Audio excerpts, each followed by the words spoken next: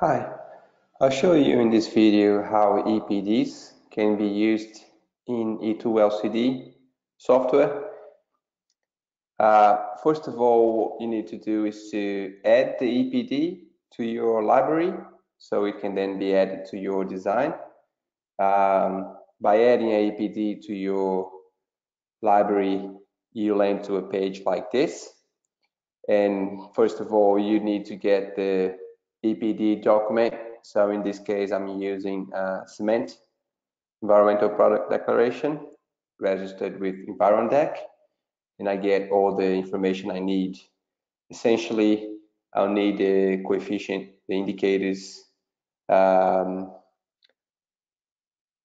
listed here in this table, and the more indicators available, the better output I can get from this study. So you enter the impact for different stages and different indicators, and then you save this, and you also enter the details of your EPD as listed on this page here.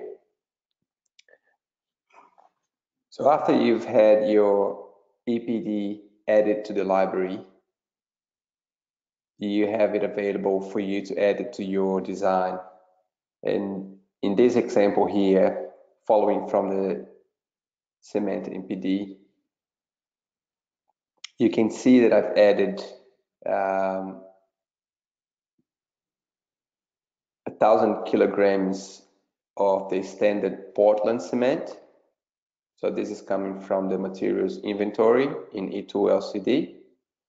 It's giving me 1,010 kilograms of CO2. And I've also added the EPD, 1,000 kilograms of that EPD, which is giving me a better performance. You can navigate to the EPD details using the EPDs tab here, and you can see the comparison from a different tab. And this is important to mention. The EPD will not always cover all the life cycle stages.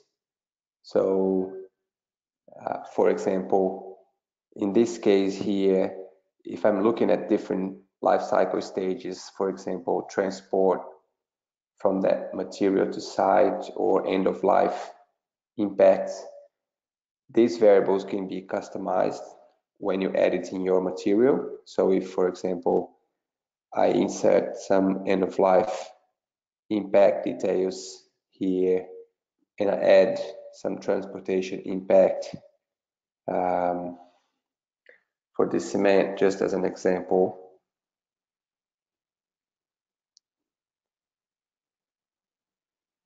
You notice that the results have been increased, but it's important to understand the stages that have been included. So not always the EPD will have end of life impacts or module D impacts.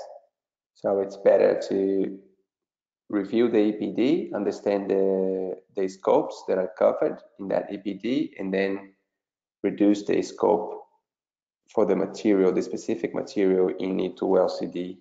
So you're making a fair comparison. As I've done with this example here, so I just zeroed the transportation impacts or end of life impacts to end up with just a product impact from stage 1 to A3. Okay, you can see that as well here in the EN 15978 table. So it's pretty much all product stage impacts.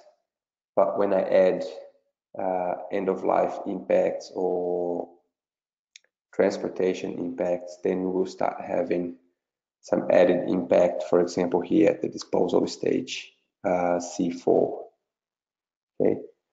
You can also compare EPDs by loading different EPDs into the same design, and I've done this as well for this cement manufacturer, different cement types using blast furnace slag, and you can see the difference between the two EPDs.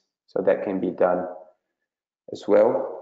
And you can add the EPD to a whole building LCA and see how it correlates the proportional impact.